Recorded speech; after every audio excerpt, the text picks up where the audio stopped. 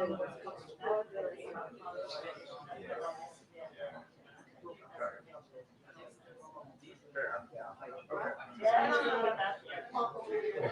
No, go ahead. Go ahead. Let's home with this. You're good. You're good. I'm sorry. My bad. I'm crashing.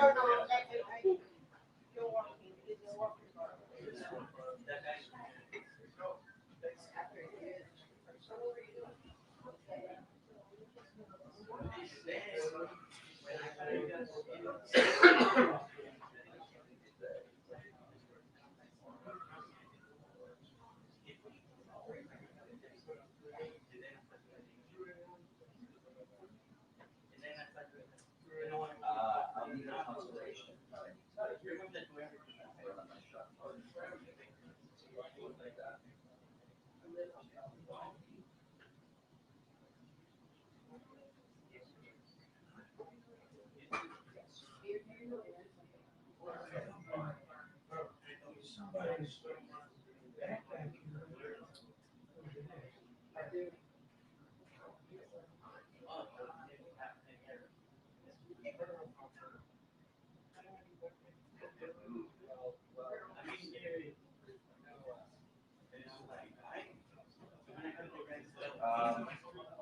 I'd like to come next week.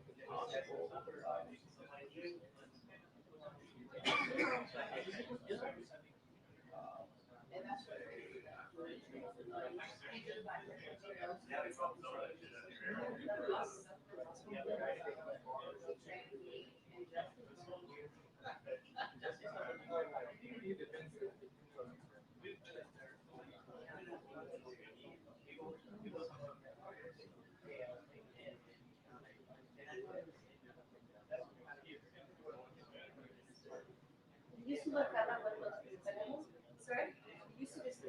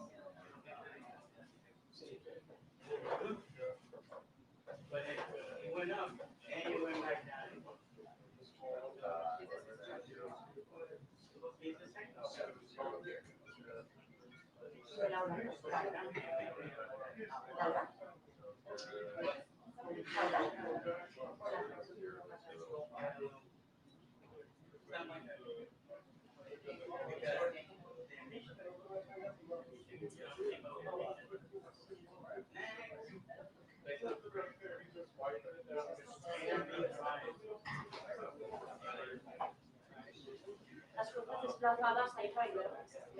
Yo creo que se entiende que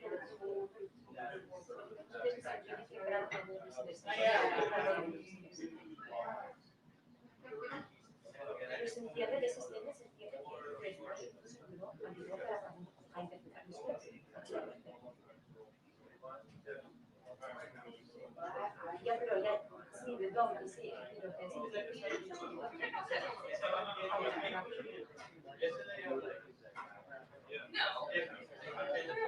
pues por eso te pregunto.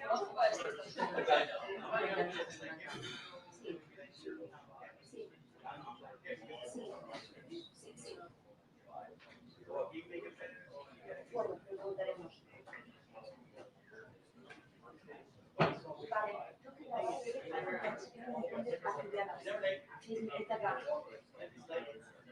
Algo que si lo quieres hacer acá, cuando vamos a causa de las niñas, porque estoy lloviendo. Estoy llorando.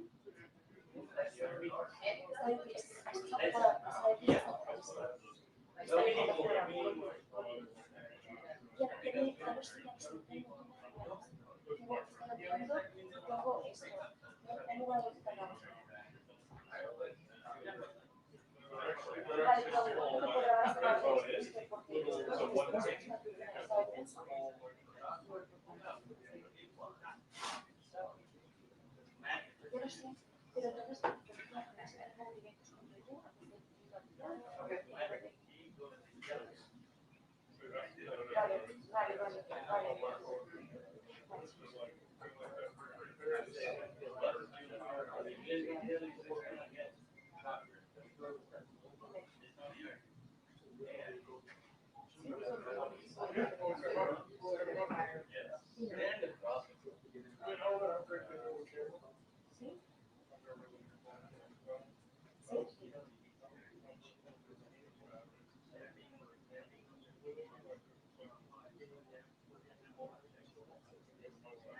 vale,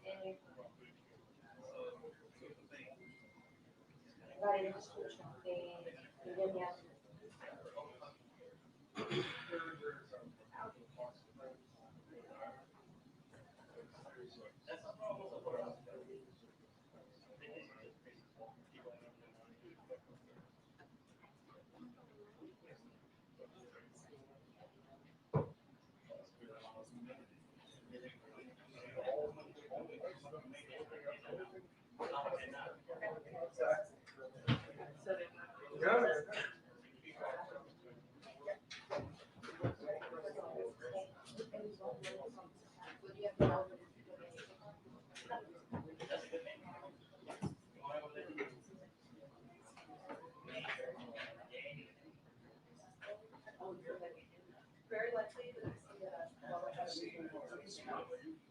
Oh, it is?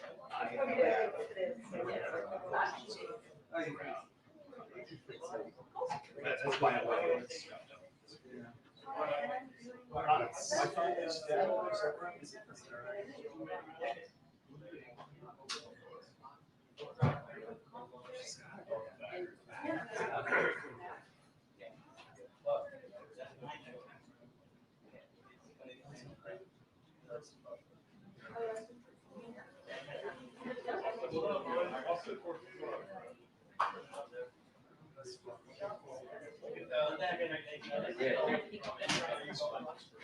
No, right now.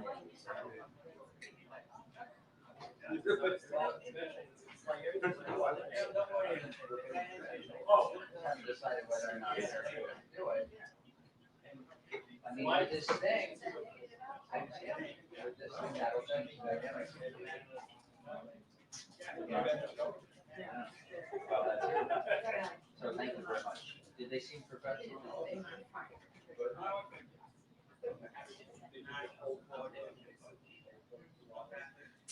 The hard thing is, you should do it online. I did it. Definitely, you stand on it, you have to do it about 10 minutes or so. You do it online, make sure the contribution is that. But maybe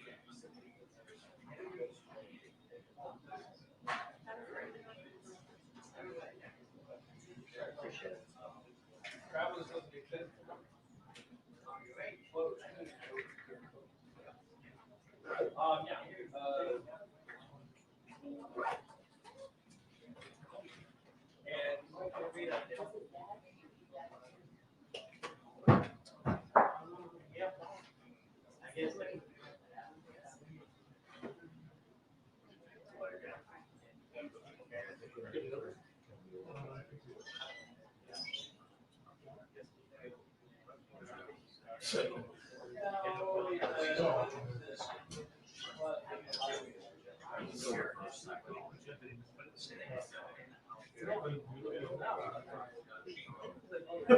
Maybe it's like it's happening.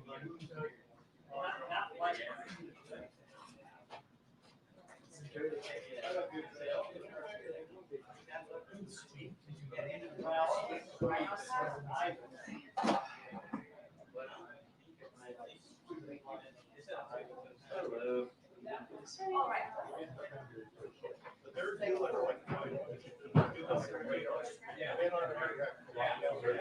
How are you? I see you guys. It's good. Are we? Used to be. It's exciting. I saw that on Sunday, which I was excited about. Yeah.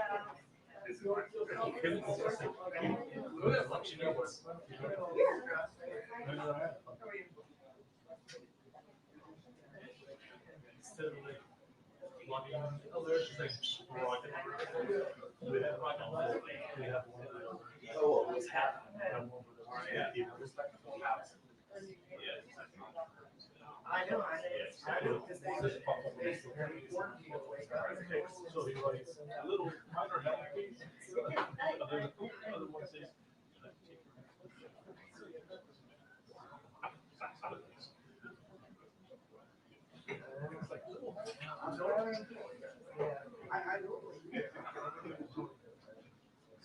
Yeah, but it was, yeah.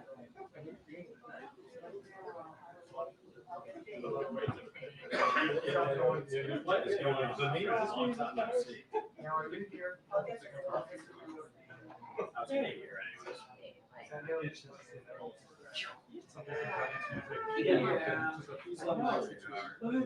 This guy for the last 6 months, bro. Like, I'm like, I need this briefing then so I can go get the yellow fever. Oh, yeah.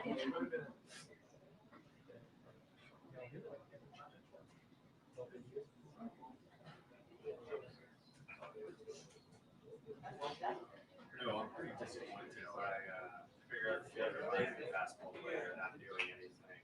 What's that? Extravagant. Like your favorite Miami basketball player. Oh, not having it. Extravagant. Yeah.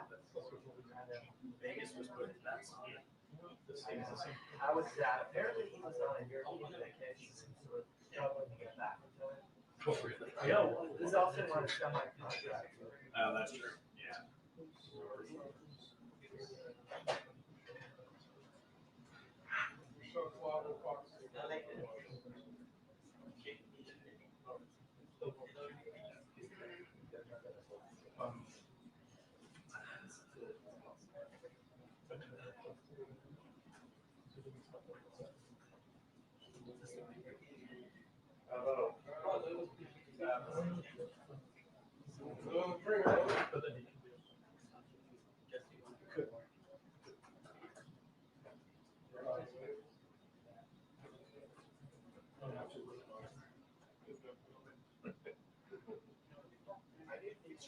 Also, they're gonna be. You know, I think that every year about you guys. But- I'm always surprised. I know, but last year they. You have a band? Yeah, he was. I think you should be optimistic. Well, the Lakers were gonna be able to. I'm not convinced though. They're good at short spurts. Ronnie James.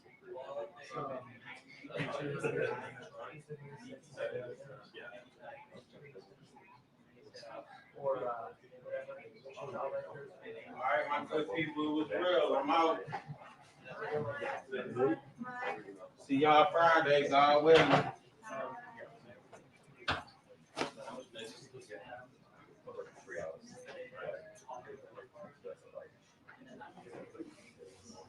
I told y'all I wasn't gonna be here too. Right, right.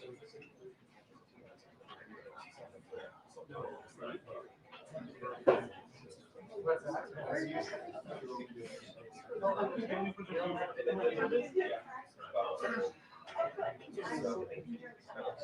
Right on. Right on.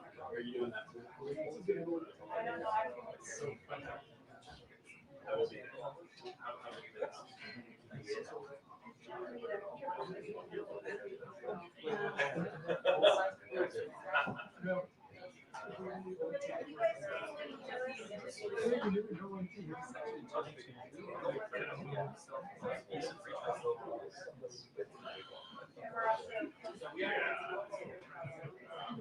You're close on that. yeah, because you guys, yeah, because you guys are, yeah. Oh, you and Danny are both.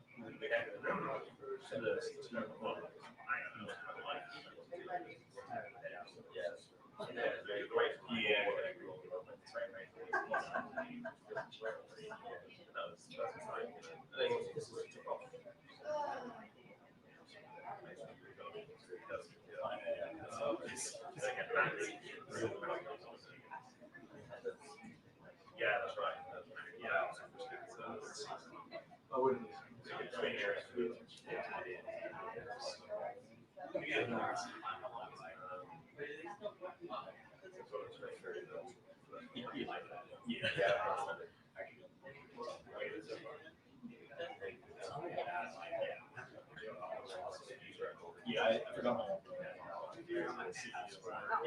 Where you going? Oh, you're going on that one? I see you now. Are you excited about that? You doing both ways? It's gonna be amazing.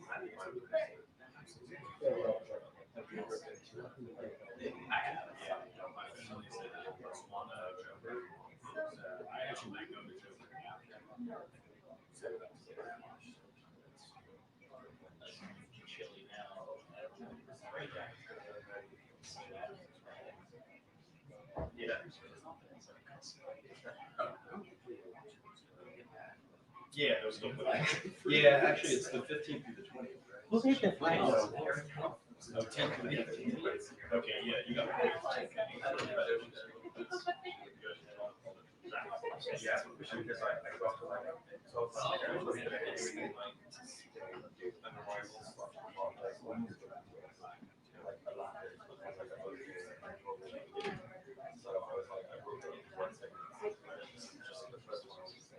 I guess I was.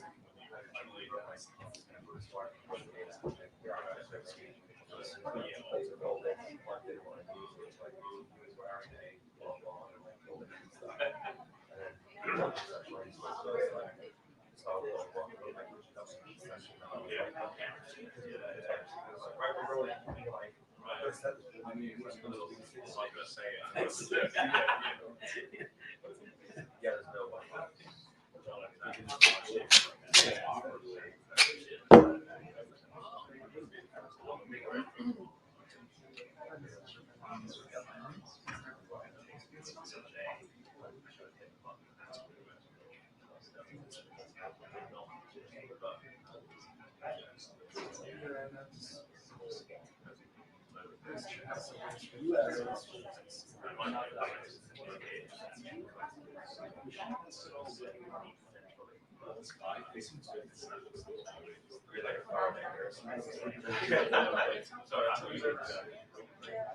Like what they implemented yesterday? Because they won't. Okay, they did, Right, that's what. They were. Yeah, no, it's, Yeah, it's, yeah, yeah. I mean, I have to agree on it.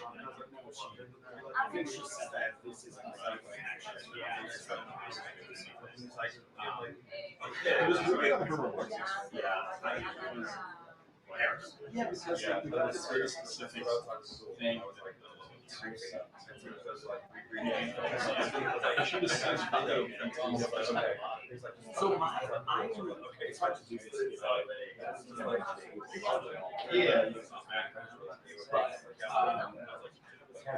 I think that's what they were referring to. I mean, well, I didn't realize that. Right. I think they're like that. Now it extends it beyond, but also that person, I asked that person that, and I was like, oh, I'm not sure this is gonna get extended, right? So, yeah. He's like, no, we can. Yeah. Yeah. This is gonna be very long. But well, what bugged me is like it was like she's going to say that she's going to say that, and she didn't say well, yeah, but yeah,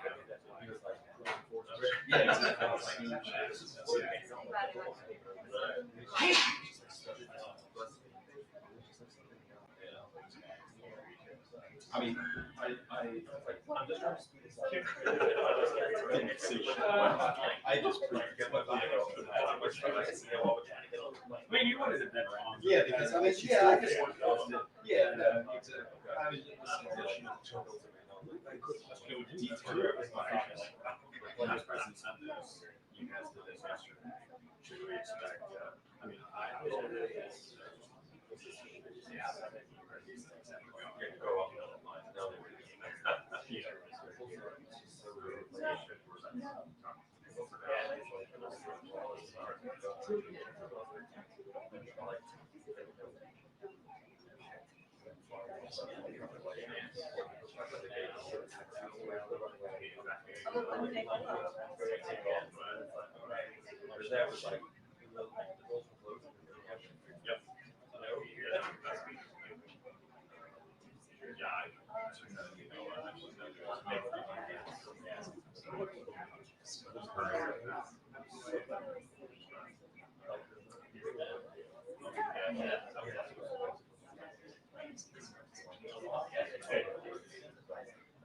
Pretty good. I'm listening. You guys gonna be a second thing?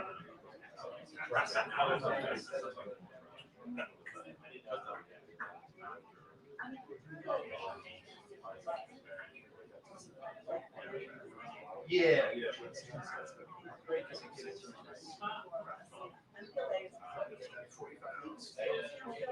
Oh, well, I mean, I guess I was just finding out. Yeah, anything else. I just kind of knew, I guess I was just doing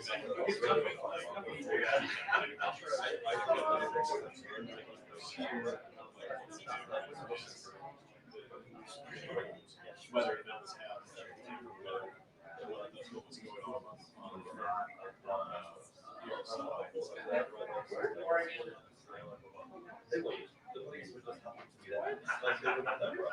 no.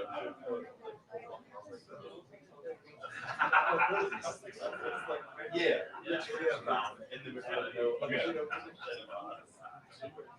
Yeah, yeah, understood.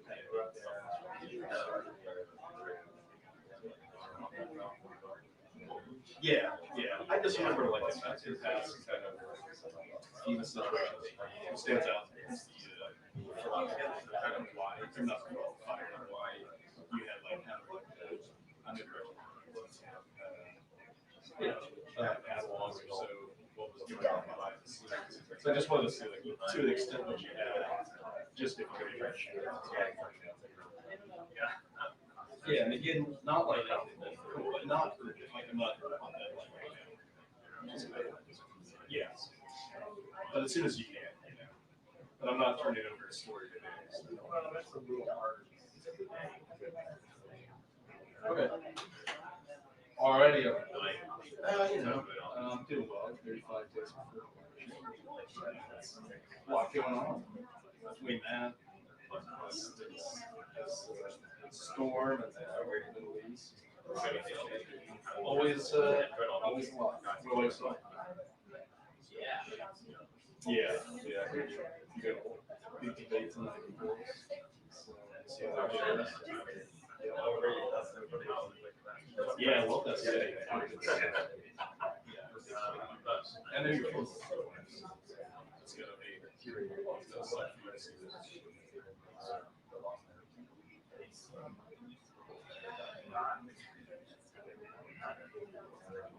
it's like the downtown. It's probably okay.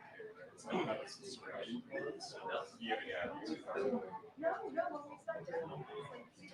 Okay. Yeah. Yeah.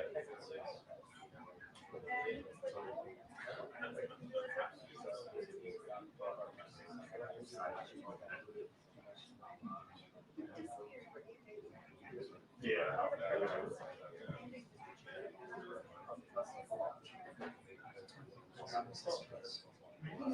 Yeah, everyone loves this. It's kind of such a cool spot. Yeah, that's all yeah, it's very unfortunate.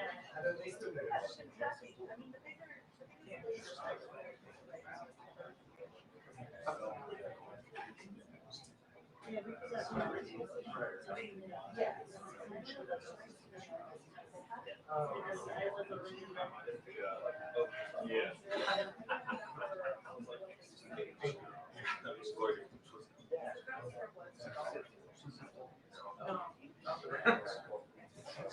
Yeah.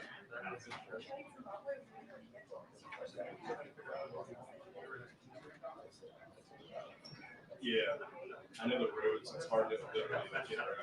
It's a little more small. But, yeah. All right, well, yeah, that's just see what you're able to get me on that. Yeah, we'll just go from there. All right.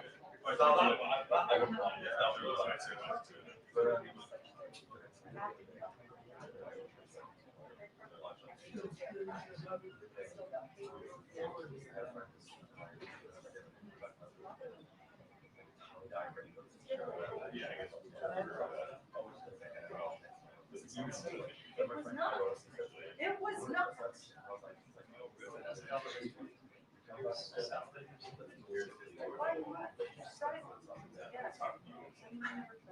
Yeah, and I was like, stressed, like, crazy. So she was super lucky.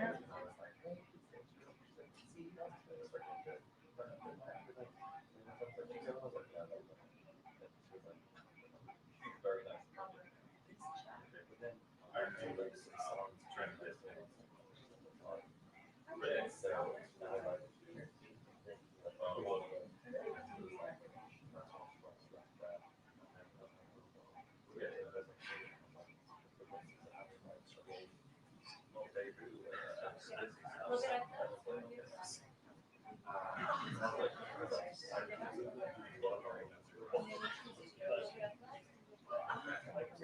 Oh yeah, I mean that's true.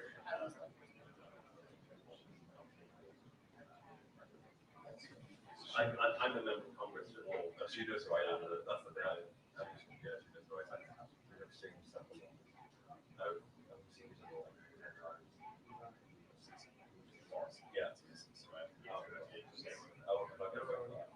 I'm like, hello, it's like it's crazy that next door, but exactly. Yeah.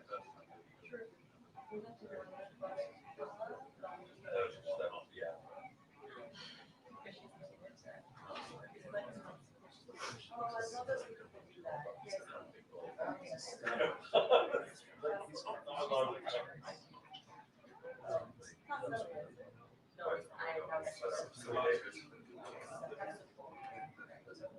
Or is right here?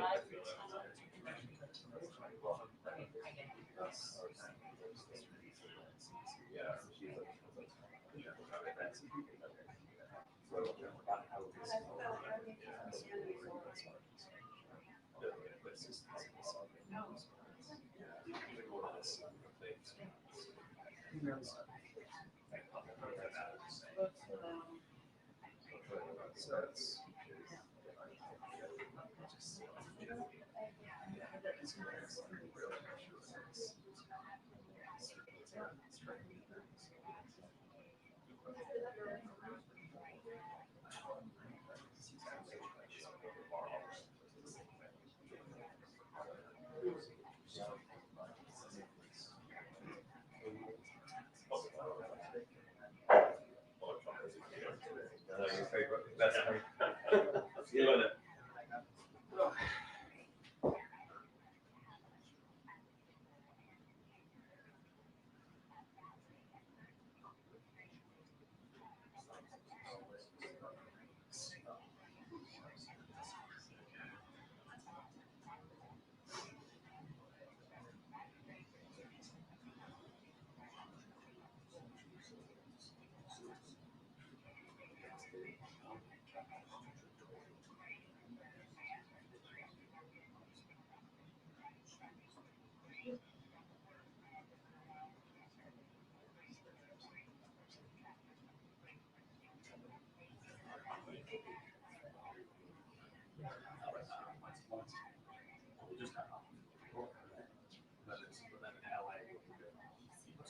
He's also.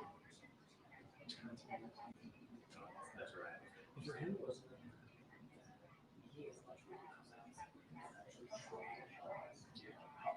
Yeah, yeah.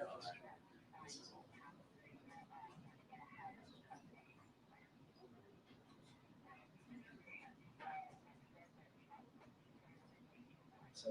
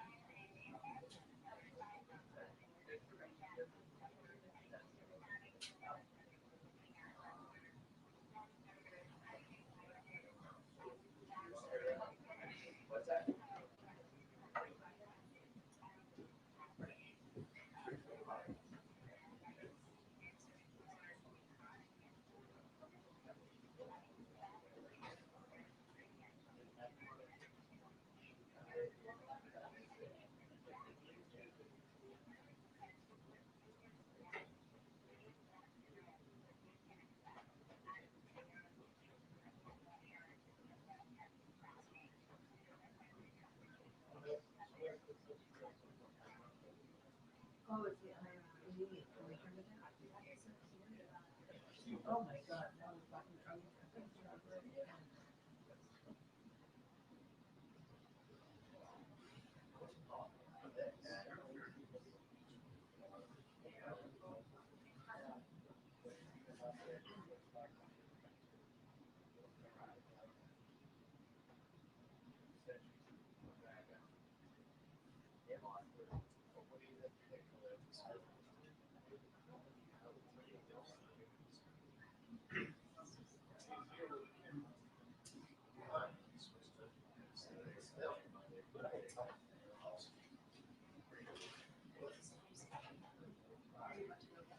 Well, I kind of like this.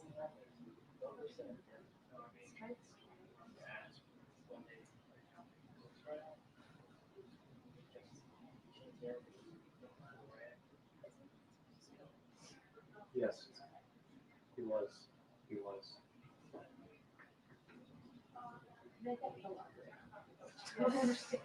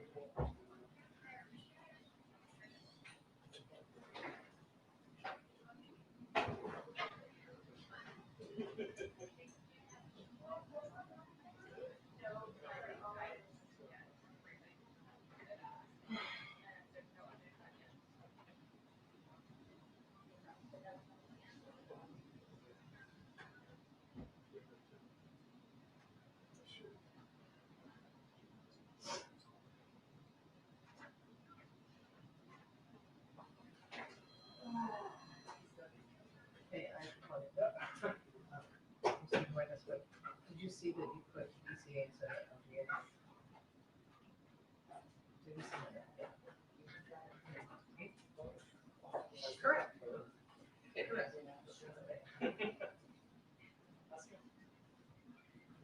Yeah.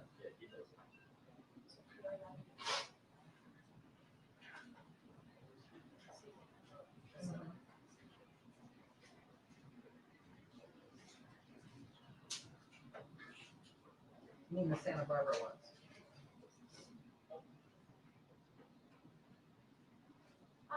Okay. Tuesday the 22nd.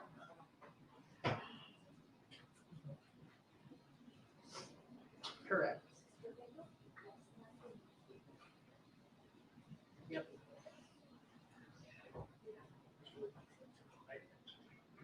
That was on like the 18th or the 19th, or the 19th. I could do either one, Friday or Saturday. And that I'm flying. Correct. DCA, exactly. But I can Uber for part of it. If I have to. If I just go to Boston. Right, right.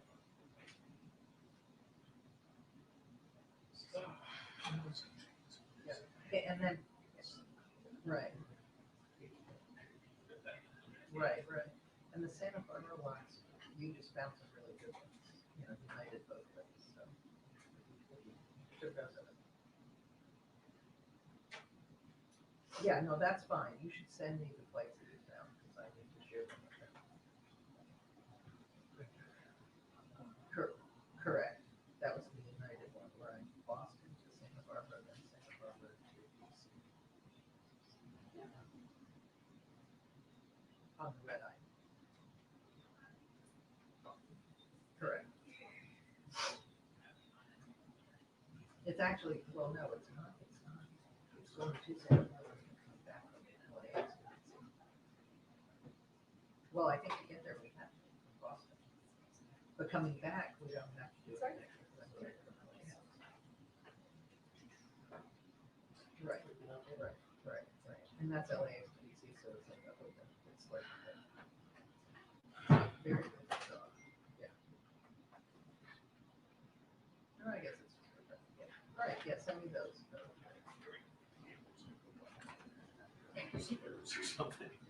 Correct. Hey, hi. Right. Oh, Yeah, right, yeah. That's great. thank you. Okay. Brilliant, thanks. 10 minutes. 10?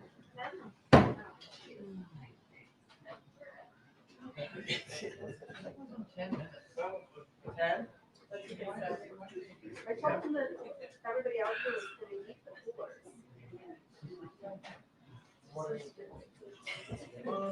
They said that they'll. They're gonna. Maybe not. They know that we're waiting.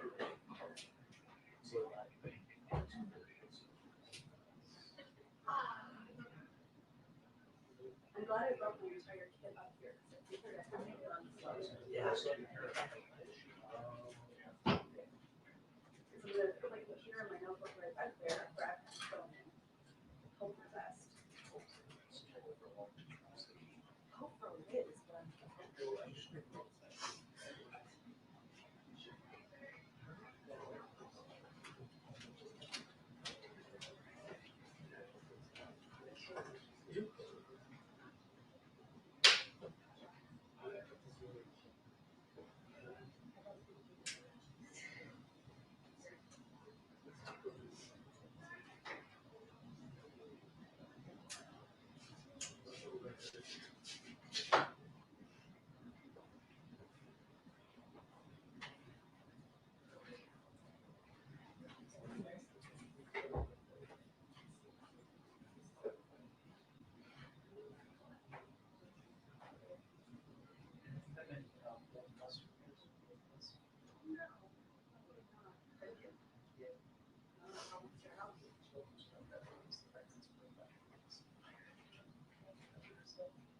My husband's working on it, so.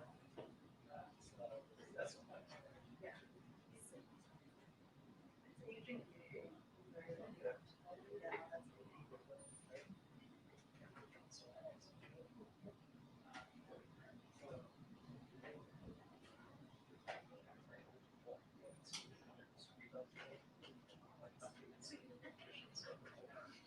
Yeah, solid. 2:40, and Jake Sullivan is joining. Yes? Triple threat, guys. It's good because the briefing's going to go on longer than normal.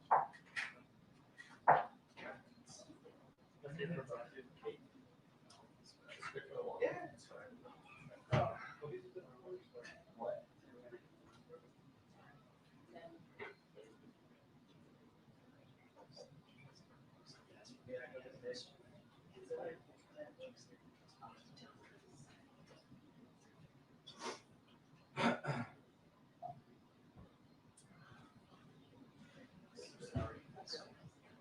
I'll be back in 5 minutes. They're starting.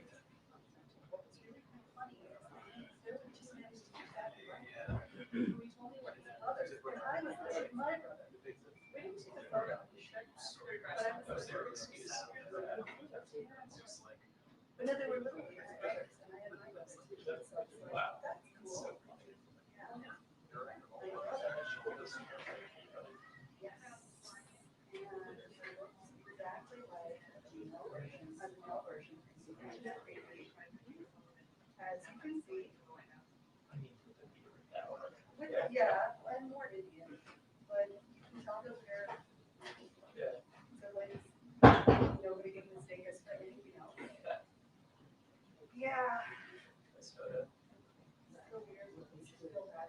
It's like our parents playing kinetic water.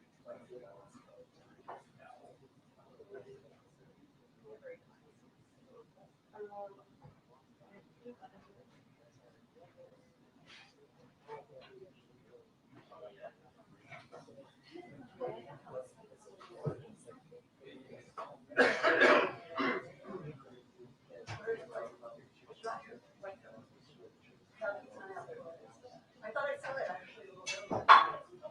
Yes, I don't know. But I'll keep an eye out for it. I have an umbrella in my backpack.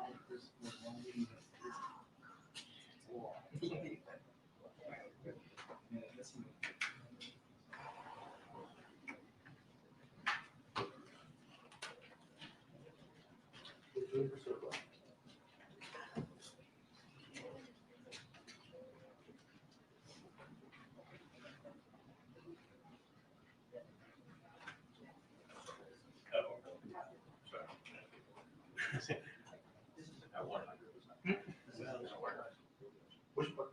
The whole thing. Because she had told me to go over there, now it's too late. Oh, it's not like you stand there. What? You stand there. Like exactly where they would come out? Yeah.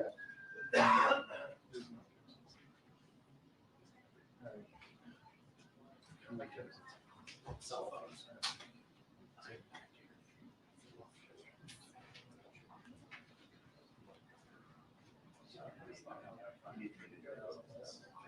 You guys are dressed the same, like, you guys have-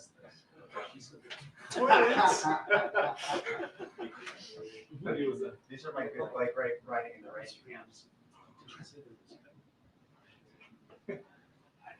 Yeah.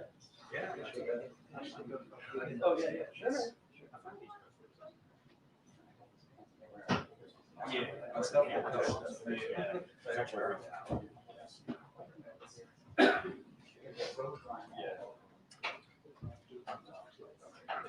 There's a day, Nash,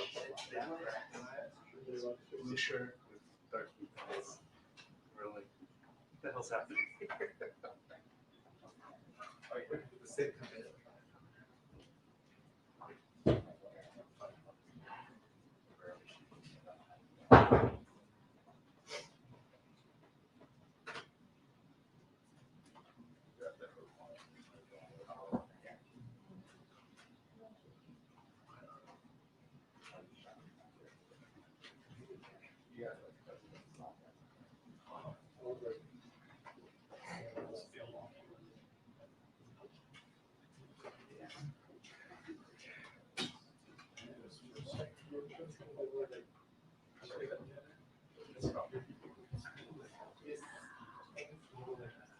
Yeah. It's like- Oh, yeah.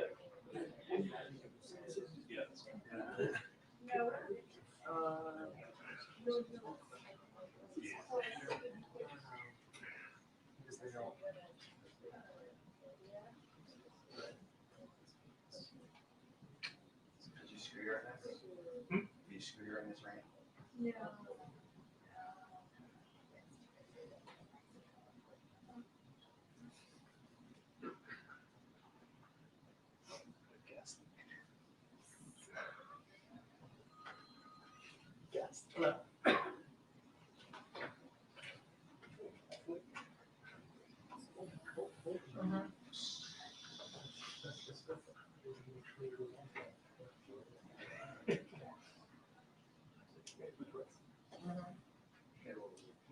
Well, that's okay. Well, the good news is I have two backtracks. Yeah, honestly. Yeah, one has, yeah, yeah, so, yeah, send me the lights. Okay, great. Yeah, I saw that, Okay. Great, thanks.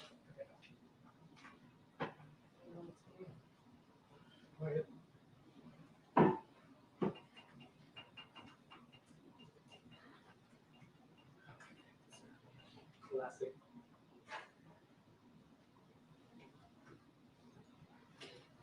So you remove.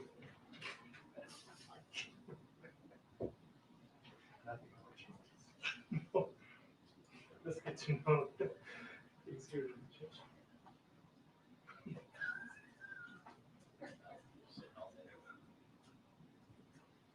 Leave it go.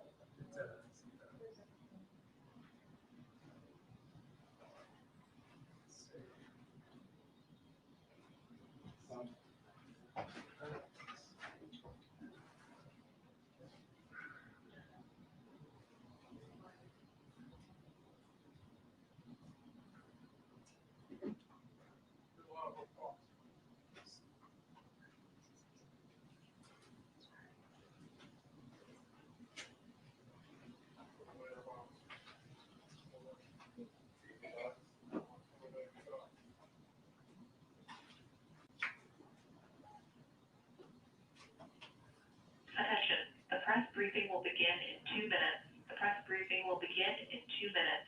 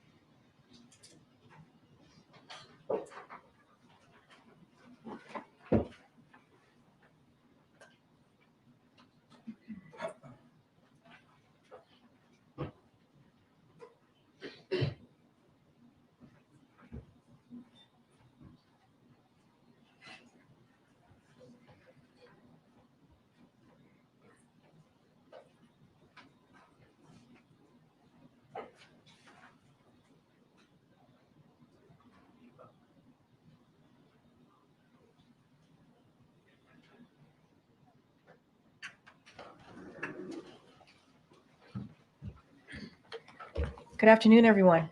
Afternoon. I'm going to be really quick here. I have the National Security Advisor, Jake Sullivan, to talk about the latest in the Middle East. So I'll turn it over to him. Thank you, Karine, and good afternoon, everyone. I'm here to provide a brief report on the Iranian ballistic missile attack against Israel that occurred earlier today. I can take just a few questions because this is an ongoing situation and I need to get back to my desk. Today, Iran launched nearly 200 ballistic missiles towards targets in Israel. The United States military coordinated closely with the Israeli Defense Forces to help defend Israel against this attack. U.S. naval destroyers joined Israeli air defense units in firing interceptors to shoot down inbound missiles. President Biden and Vice President Harris monitored the attack and the response from the White House Situation Room, joined in person and remotely by their national security team. We are still working with the IDF and the authorities in Israel to assess the impact of the attack. But at this time, and I stress at this time, we do not know of any deaths in Israel. We are tracking the reported death of a Palestinian civilian in Jericho in the West Bank. We do not know of any damage to aircraft or strategic military assets in Israel. In short, based on what we know at this point, this attack appears to have been defeated and ineffective. This was first and foremost the result of the professionalism of the IDF, but in no small part because of the skilled work of the US military and meticulous joint planning in anticipation of the attack. We're also aware of reports of a terrorist attack in Jaffa that took the lives of a number of Israeli civilians and wounded several others today. Our condolences go out to the families of the victims and to the family of the Palestinian civilian in Jericho. Obviously, my update here is based on early reports, and we reserve the right to amend and adjust as necessary as we gather more information. The word fog of war was invented for a situation like this. This is a fluid situation. We will consult with the Israelis on next steps in terms of the response and how to deal with what Iran has just done. And we will continue to monitor for further threats and attacks from Iran and its proxies. We are particularly focused on protecting U.S. service members in the region. And with that, I'll take just a few questions. Yeah. Thanks, Jake. Is the administration making any preparations to evacuate U.S. citizens from Lebanon or elsewhere in the region? We have been very clear for some time now that U.S. citizens should avail themselves of commercial means to depart Lebanon, given everything that's going on. We have said that from this podium, from multiple podiums. We continue to say that, but we have not begun triggering a non-combatant emergency evacuation, a NEO, and do not have an intention to do so at this time. If that changes, we'll let you know. But we continue to reinforce the point. American citizens in Lebanon should follow the guidance from the State Department, which is to find civilian commercial means to depart, because in extremis, we may not be able to get them out safely. Yes. Thanks, Jake. What is the U.S. view on whether Israel should retaliate, and what is your concern about this leading to a wider escalation of war in the region? We've had some initial discussions with the Israelis in the aftermath of this at the military level and also at the White House to Prime Minister's office level. We'll continue those conversations in the hours ahead. I'm not going to prejudge or get ahead of anything. We want to have some deep consultations with the Israelis, and I'll have more to report to you after we get the opportunity for deeper discussions. And escalation in the region? Obviously, this is a significant escalation by Iran, a significant event. And it is equally significant that we were able to step up with Israel and create a situation in which no one was killed in this attack in Israel, so far as we know at this time. We are now going to look at what the appropriate next steps are to secure, first and foremost, American interests, and then to promote stability to the maximum extent possible as we go forward. Yeah. Back in April, the president's message to Israel was to take the win when the U.S. and Israel were able to intercept the barrage of Iranian missiles. Is he recommending a similarly limited response this time? I will not, from this podium, share the president's recommendations. He will have the opportunity to share them directly. We're going to have, as I said, ongoing consultations with the Israelis this afternoon, this evening. It is too early for me to tell you anything publicly in terms of our assessment or in terms of what our expectations are of the Israelis or the advice that we will give them. So will he be speaking to Prime Minister Netanyahu today? I don't have anything to announce from this podium, but I can tell you that he is tracking this minute by minute. We are very much deeply in touch with the Israelis, and insofar as we have calls to read out, we'll make sure to read them out with you. Just last question, then I'll turn it over. Thank you, Jake. In April, after Iran struck Israel, the U.S. issued a number of sanctions as a consequence. This morning, the president said there would be severe consequences if Iran carried out this attack. What are those consequences, and are they more severe than sanctions? Totally legitimate question, and that answer will come based on the conversations and consultations we have with our Israeli counterparts. It's too soon for me to stand before you today and give you an answer. What I can tell you is this. We are proud of the actions that we've taken alongside Israel to protect and defend Israel. We have made clear that there will be consequences, severe consequences for this attack, and we will work with Israel to make that the case. Thank you very much. Thank you, Jake. Thank you, Jake. Okay, on to the rest of the programming here. This morning, President Biden was briefed by his Homeland Security Advisor, Liz Sherwood Randall, on the latest impacts of Hurricane Helene, and this afternoon he will receive an interagency briefing on the Hurricane Helene response and recovery efforts. At the president's direction, the Biden-Harris administration continues to use every tool available to get assistance and resources to the communities that need them the most. Yesterday, the president approved a major disaster declaration for Georgia, which will unlock additional assistance to help those recovering.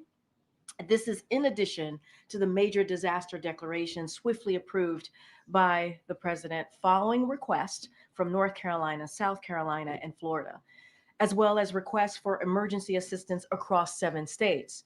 Tomorrow, the president will travel to Raleigh, North Carolina, where he will visit the State Emergency Operations Center to meet with local officials and also first responders.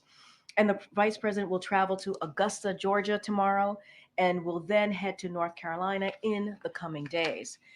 As of today, thousands of personnel from across the federal workforce are deployed and supporting state-led Hurricane Helene response efforts across the 6 affected states, including over 1,200 personnel in North Carolina.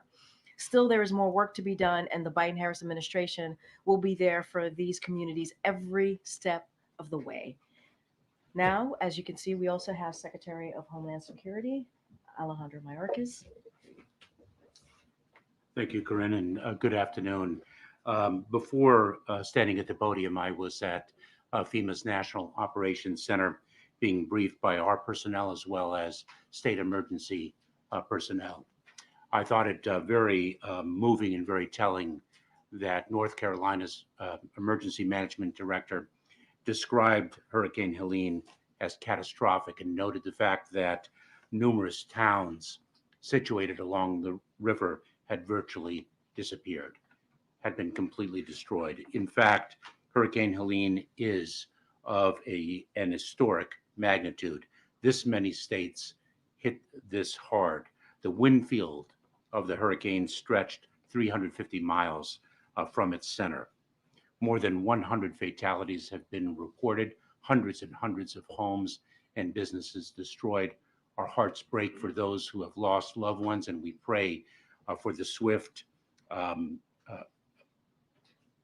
assistance and rescue of those who are currently missing.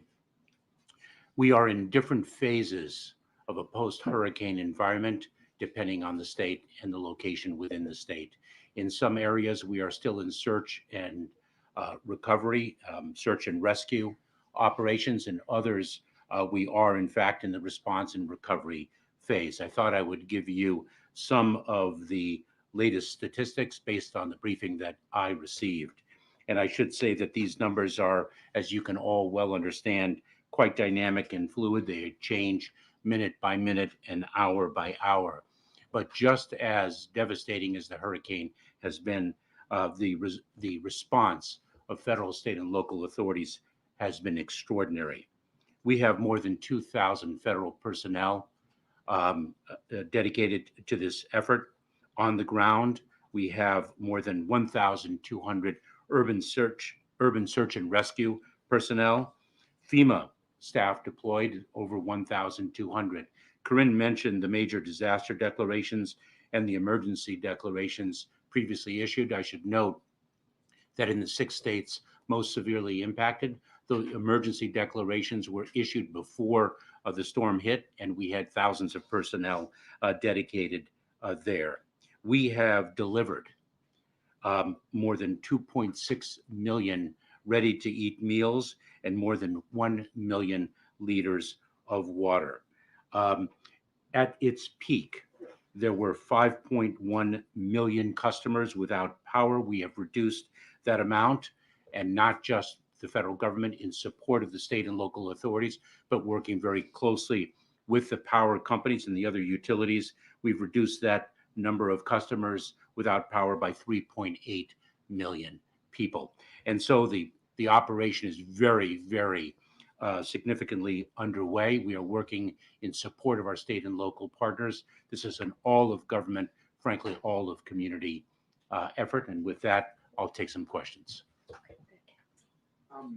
With regards to how many were unaccounted for, yesterday Liz said about 600 were unaccounted for. Do you have an updated number on that? We do not have an update, but that work is still underway. And I know, for example, within the Department of Homeland Security, the Coast Guard has recently rescued approximately 21 people through their patrols. And there was also discussion yesterday on whether resources may have been better pre-positioned in other parts of the country. There were many assets in the Big Bend region of Florida, some in North Carolina, but should the government have pre-positioned more in the North Carolina area? Well, we actually pre-positioned our personnel, and state and local personnel were pre-positioned in all 6 of the most heavily impacted states. This is an historic hurricane. It reached not only industrial areas, but of course, as we also poignantly see, rural areas as well. Yeah, thanks, Karine. Liz yesterday, focusing on the pre-positioning here before the storm, said that it was focused on the Big Bend region of Florida. So what pre-positioning was taking place there that wasn't taking place in the North Carolina, Western North Carolina area? Remember that the pre-positioning of assets, to include personnel as well as equipment and the like, also depends on the terrain and the access points. And so we pre-position where we think the impacts are going to be greatest. And we have seen the impacts hit mountainous regions that are inaccessible. We now have roads destroyed. There is a significant amount of mud. We understand that people are still situated in the mud, and therefore we cannot undertake debris removal until we are assured that the search and rescue operation has been completed. We have to be very careful about the lives that still can be saved. Well, what sorts of things were done in North Carolina before the storm came? Like, what was the federal presence there, emergency-wise? I don't have the specific numbers of the personnel already situated, but we can get you that data. Thank you, Secretary. Despite all the proactive things that the federal government did and its response, the sentiment, according to my colleagues on the ground from people, is that the federal government is not doing enough to help.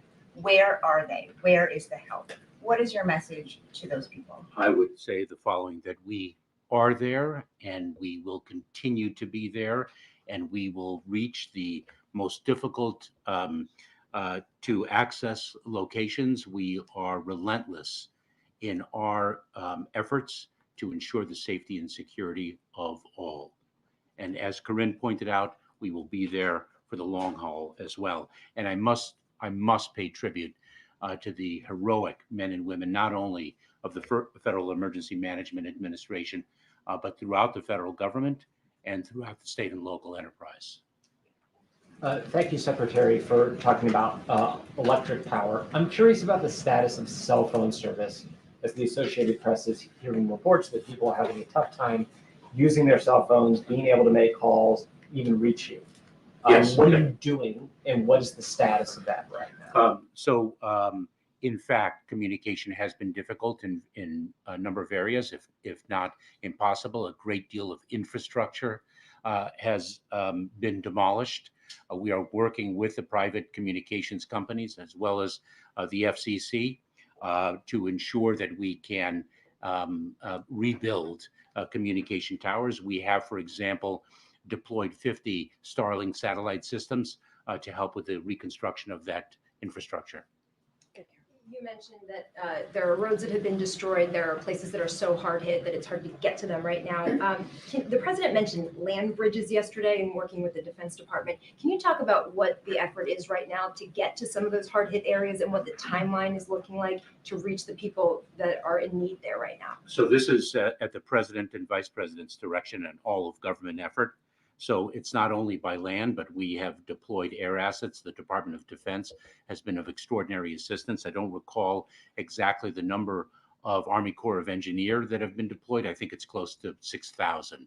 So it's an all of government effort to reach individuals, not just by land, but by air as well. And how quickly do you anticipate getting to some of those areas that have been cut off because of the roads being flooded? As quickly as we can. Go ahead, Jim. Thank you, Karine. Mr. Secretary, do you have a sense of how much money it's going to cost, A, to do this relief effort, and B, to do the rebuild effort once we get there? And how much of that will be covered by insurance companies and how much will be covered by the government? So this is a multi-billion-dollar undertaking in terms of the search and rescue and the response. I should note that we already have approved approximately $1.7 million in individual assistance that individuals will be able to access. I believe it'll be as early as tomorrow. It is a direct deposit into their accounts.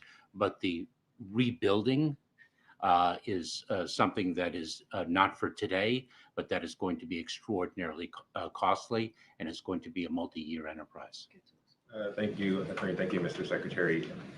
Two questions. First, about the president's decision to go to Raleigh. Can you give us a little bit of a breakdown as to why he's going to that location and what he will see, and whether or not he'll be able to see any of the harder hit areas in the western part of the state?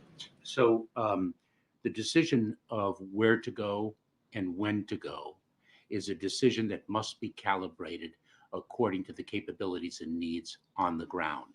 And so the president and the vice president have been quite deliberate to take those sensitivities into account, to work with state and local authorities and ensure that their visit is constructive and not in any way interfering with the urgency of search and rescue operations and the work underway on the ground.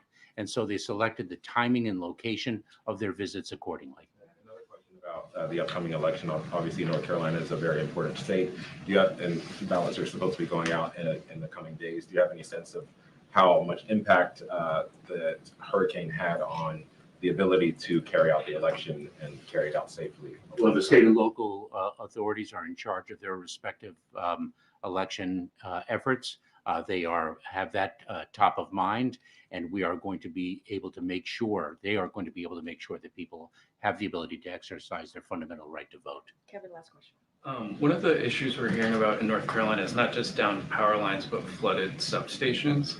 Do you have a sense of how long it will take to get those back online and what the administration can do to help remedy that? So the president, as Karine mentioned, is going to be briefed in an interagency effort. Secretary Granholm and other representatives of the Department of Energy are going to be there. It is, as am I, of course, it is a multi-phase approach. Not only do we have to bring in some additional infrastructure, but there is going to be damage and the like that it's going to take time and money to replace and reconstruct. Precise figures I don't have. All right. Thank you so much, Mr. Secretary. Thank you, Appreciate Karine. it. Thank you all very much. Thank you. Okay.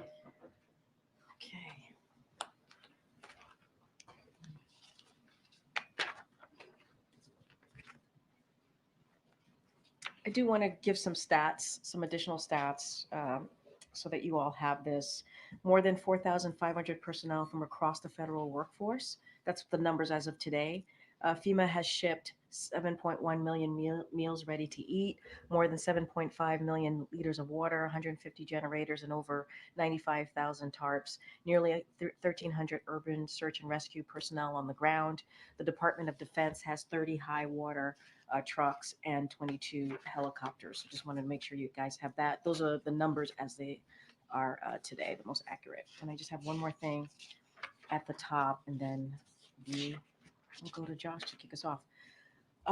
So collective bargaining, as you hear us say many times before, is the best way for workers and companies to reach a fair deal, including one that gives workers the pay and benefits they deserve.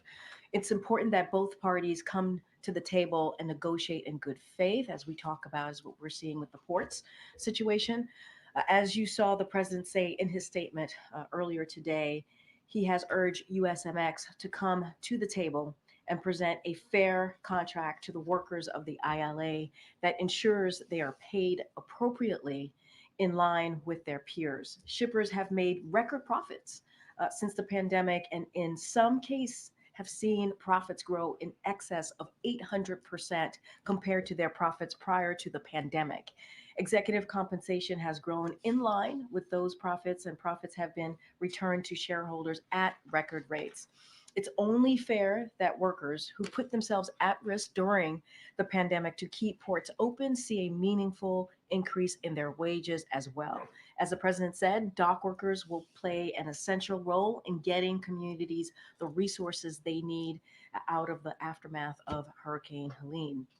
Now, this administration will be monitoring for any price gouging activity that benefits foreign ocean carriers, including those on the USMX board as well.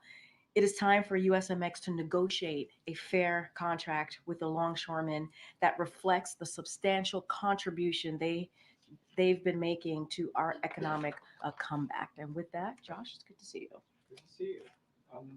We could step back. Americans right now are seeing chaos in the Middle East, death and destruction from Helene, and now a port worker strike. And I'm curious for how worried should people be about what seem to be three kind of unraveling issues?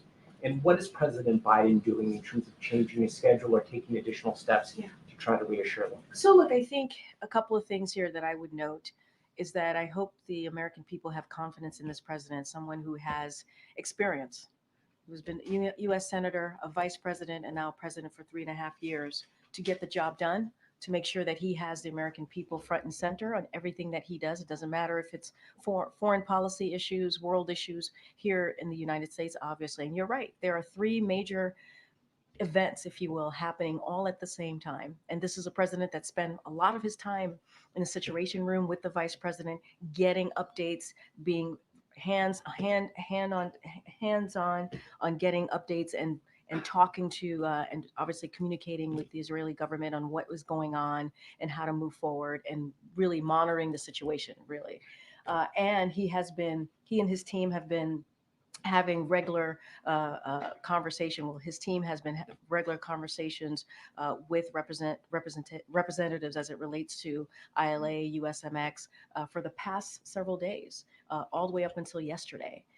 And he's been getting updates on that as well. The hurricane, you've heard and seen obviously updates from us on what the president has been doing, having conversations with governors, local officials, trying to make sure they are getting everything that they need, directing his team to make sure that I just laid out some of the things that are already on the ground, whether it's water, food, generators, assistance that is needed to really deal with the impact, this horrible impact that this hurricane has had. And so this is the job of the president, right?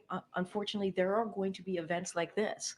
And this is where you see the leadership of a president show up, direct their team, to do everything that they can on behalf of the American people, be that lead, have that world, global leadership, as you see from this president. And so he has been doing that, not just today, not just the last couple of days, but 3.5 years. And I think this should send a message to Americans. It matters. It matters who sits behind that resolute desk. It matters what the leadership looks like. It matters. And you see that almost every day in this administration. You had mentioned that the vice president is finalizing a trip potentially to North Carolina later. The president had mentioned he might go to Florida and Georgia later this week. Is there any more you can give on that? I don't have anything more to share on that. Obviously, our big thing is always to make sure that we don't take away from the emergency operations on the ground. We want to make sure it's the right time to go. The president said he wants to do it. We're working through it. I don't have a date or time at this moment. But tomorrow he's going to go to Raleigh, North Carolina, as I mentioned. He's going to really thank the frontline workers who have been really heroic in the past several days and what they've been able to do. And he's going to also survey the impacted area. So that's what you'll see from the president. We'll certainly have more to share. He does truly want to go to Florida and Georgia to say thank you directly to frontline workers there, meet people, see folks who have been impacted by this horrible storm, a historic storm, I should say. And so we'll certainly have more to share. And just a funding question. Last week, when Administrator Criswell was here, she had said that the agency had enough money to conduct life-saving measures for this disaster. Days later now, given the scope of the damage and that large number of people still unaccounted for, the Homeland Security Secretary said that there's still search and rescue operations in many places. Is there still enough money for life-saving measures for this particular disaster? So I would let FEMA speak to that directly. My understanding is I don't think anything has changed from when the FEMA administrator was here just this past Thursday. But I think what's important to note is we are going to be in touch with state and local officials to ensure that they have everything that they need in this time, in this moment, all the federal assistance, all the federal resources. We are committed to that. Obviously, we had presented Congress with a robust funding request that did not make it into the CR. We are obviously disappointed by that. And so those conversations are going to continue. We want to see Congress act. As we can see, just what we've seen from the past couple of days, it is important to have federal assistance for Americans who have lost everything, Okay, Jeff.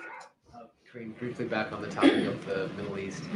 Did the United States have a heads up from Iran that this missile strike was coming? And if so, what channels, through which channels did you receive the heads up? As you know,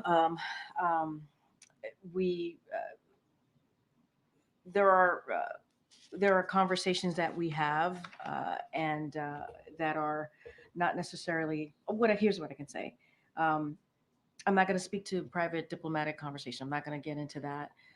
What I can say is that what you saw today, what you heard from Jake Sullivan, is that we are going to continue to be there for Israel, to defend Israel. They have the right to defend themselves. What you saw today, what's happening, the developments of what you saw today, and what you heard from the president directing the Department of Defense to make sure that we assist Israel in what we in the operation that we saw coming from Iran. You heard from us earlier today, you heard from the president. And so we're going to continue to make sure that we are there to defend Israel and we are committed. As you heard from Jake as well, there will be consequences. This is an ongoing developing situation. And so you will hear more from us. I'm not going to get into any intelligence or any diplomatic conversations that we have from here. Okay. When it comes to the dock workers strike, should Americans be prepared for shortages of goods?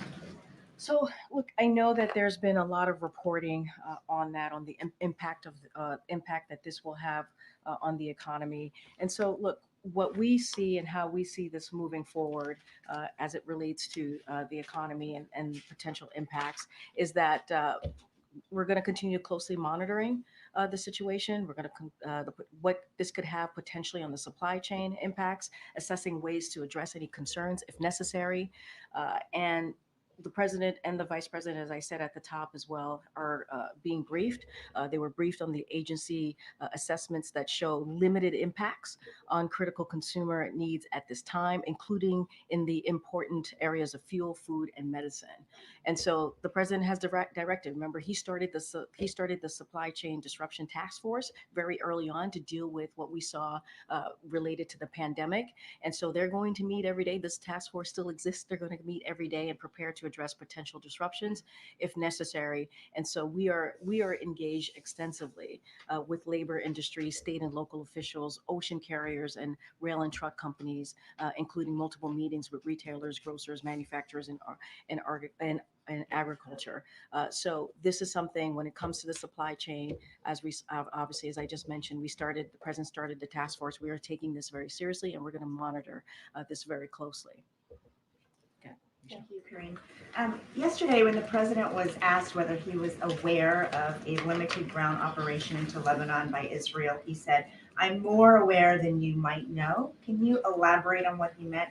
Did the president play a role in determining the size and scope of that ground operation? No, I mean, this is when it comes to any military operations that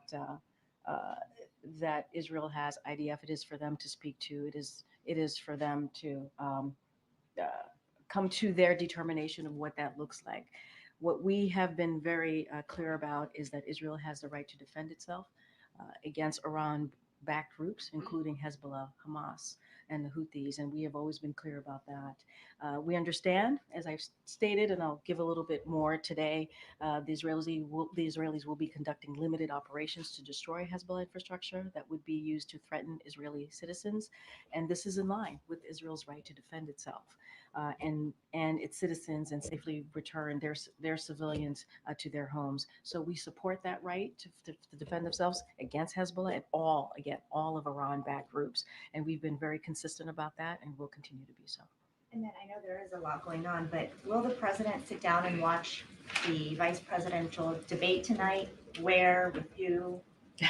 As you just stated, there's a lot going on. There's a lot going on. I mean, the question that I got from Josh moments ago is there are multiple events happening all at once, and the president is going to continue certainly to deal with all of these events on behalf of the American people. Look, you heard from the president just a couple of days ago. He has complete confidence in Tim Walz. I'm going to be really mindful, because it is a campaign event.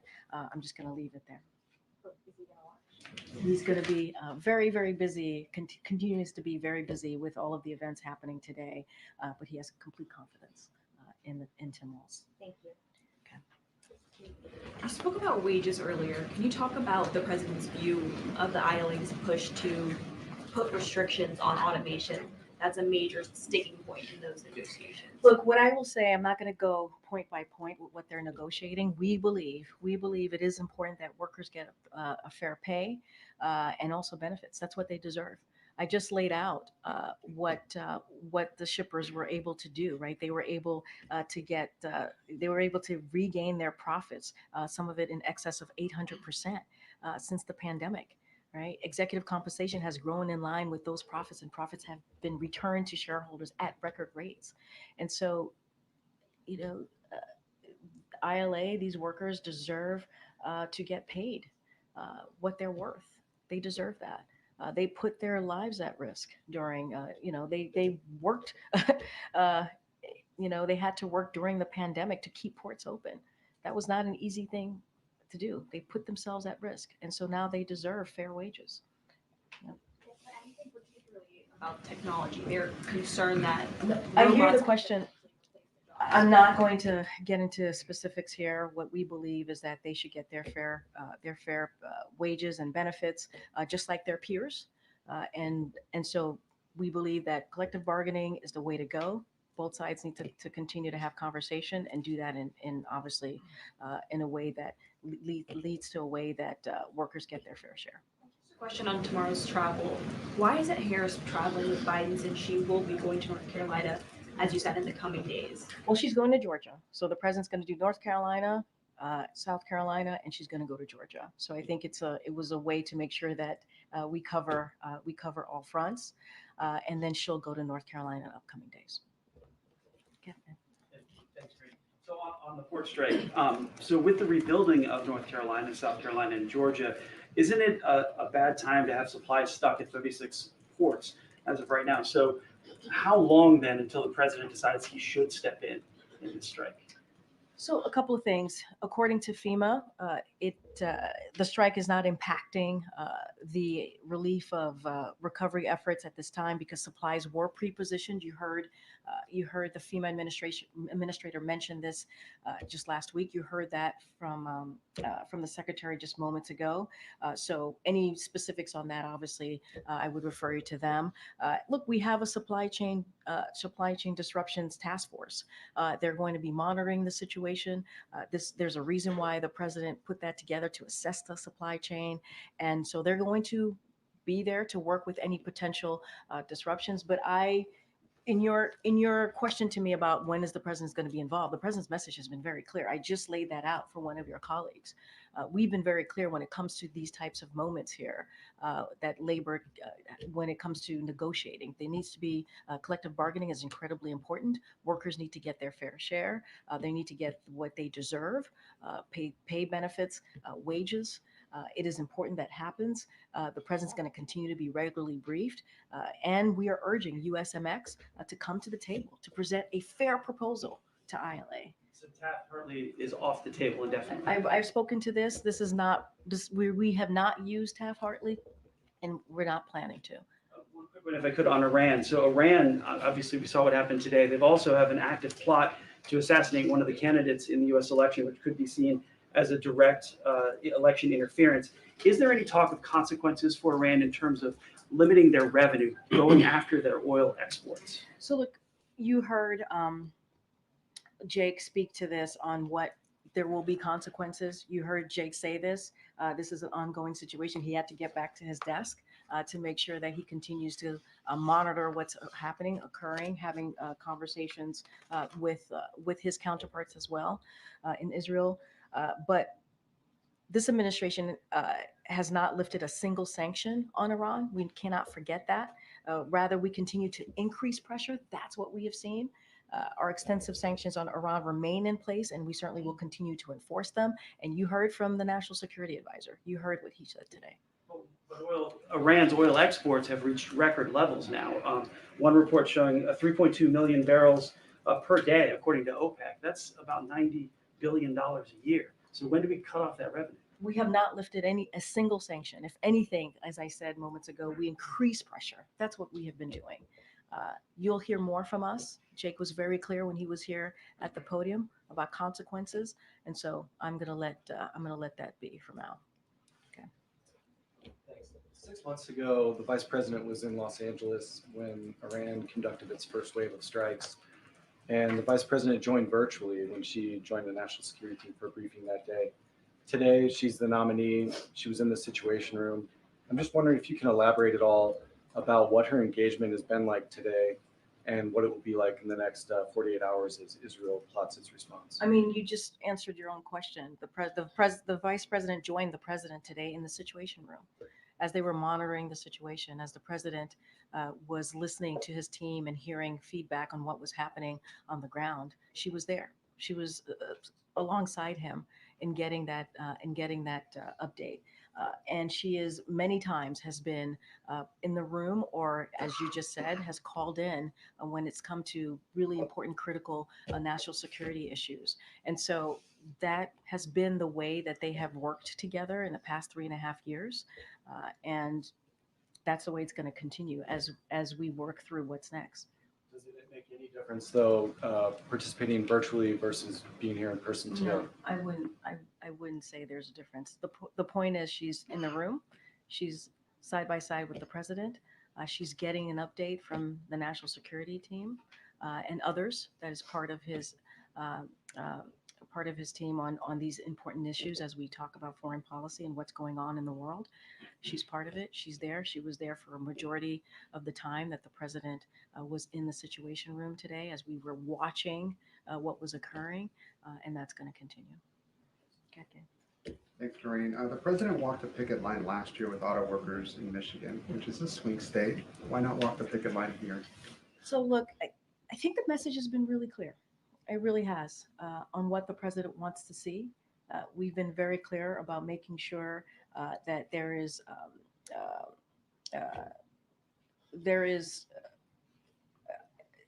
a way that these workers get their fair pay, right? Get their wages.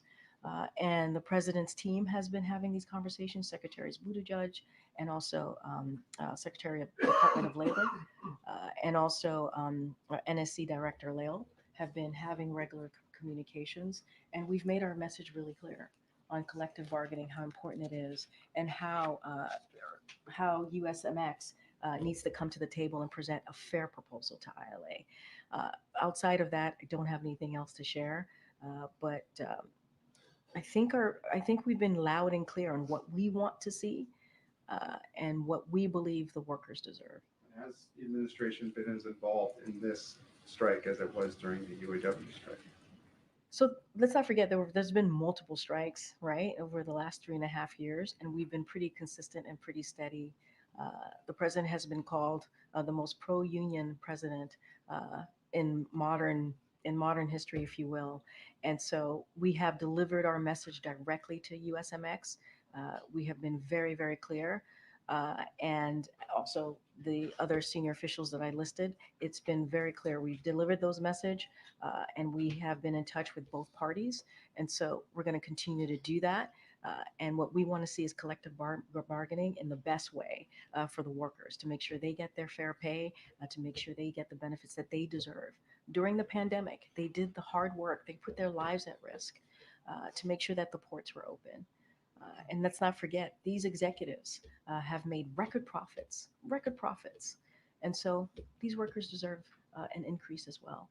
And quickly on the Middle East, if I may, is the U.S., bottom line, is the U.S. urging Israel to measure its response? What I will say is what Jake Sullivan said to you all just moments ago. We're going to continue the conversations. There will be consequences. We're going to continue to be there for Israel, help Israel defend itself. That when it comes to Israel's security, that continues to be ironclad. I don't have anything else to share beyond that.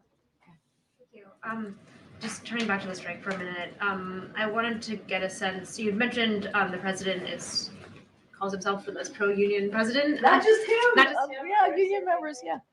Could you expand a little bit on his relationship with Harold Daggett, the head of the union, and also the vice president's relationship with him? So I don't have anything to read out on their relationship or private conversations. What I can say is you have heard me say multiple times, his senior officials, White House senior officials, have been in touch with both parties, and we are urging USMX to come to the table with a fair proposal. We cannot say this enough. We believe that these workers deserve a fair pay, they deserve benefits, and that meets the level of their peers. And so that's what we're going to continue to say and have those conversations. You read and saw the president's statement earlier today, and the message is going to be very, very clear here. And those conversations are continuing. I don't have a relationship to speak to. I don't have any preview to speak of at this time. Can you say that they have actually spoken to each other, though? I know. I'm saying I don't You're saying have you can't anything say to that. read out. I don't have anything for you at this time. And then just sort of related to that, you sort of made a very clear point that in the sort of immediate days here, many experts say there isn't an immediate impact that consumers will feel.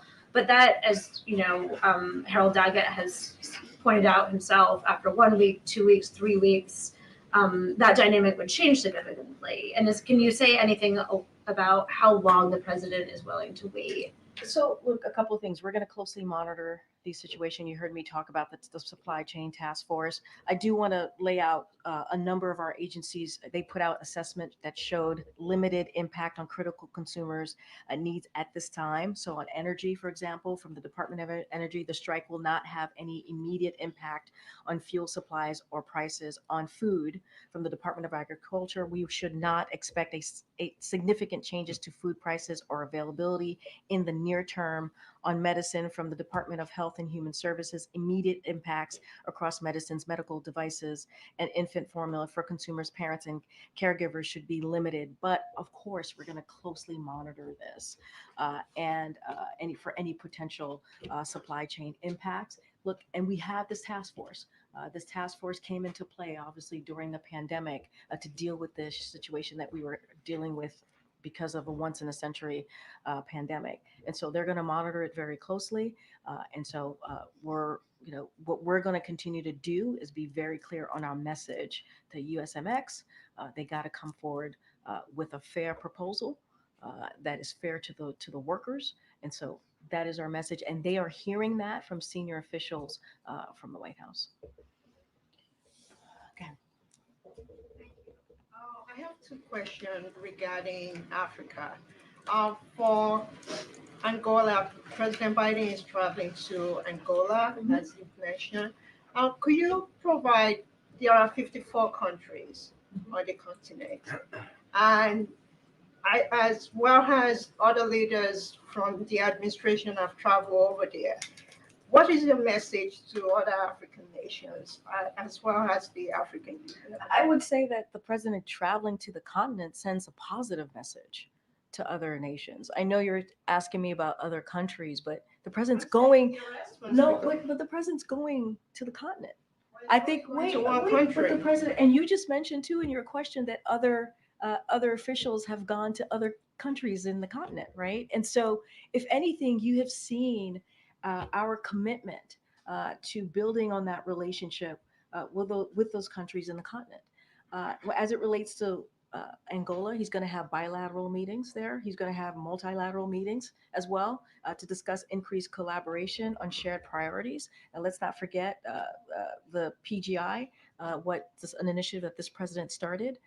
That's going to be Africa's first transcontinental open access rail network. That's going to start there.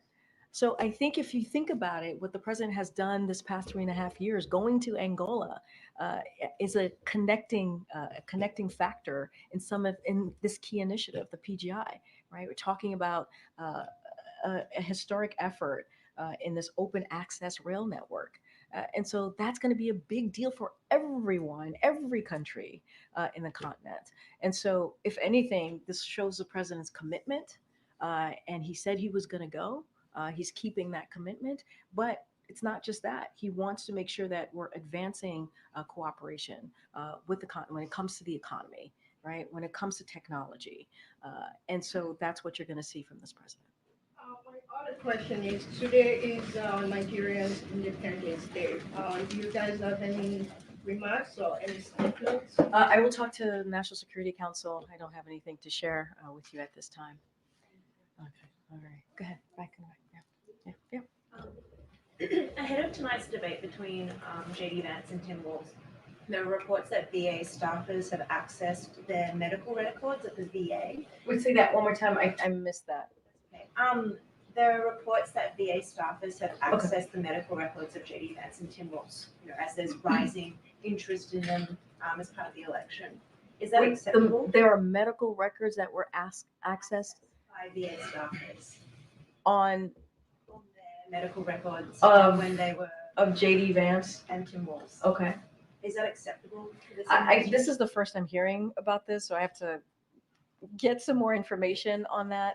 This is literally the first time I'm hearing about this. So let me get back to you because I need to get the full context of that question.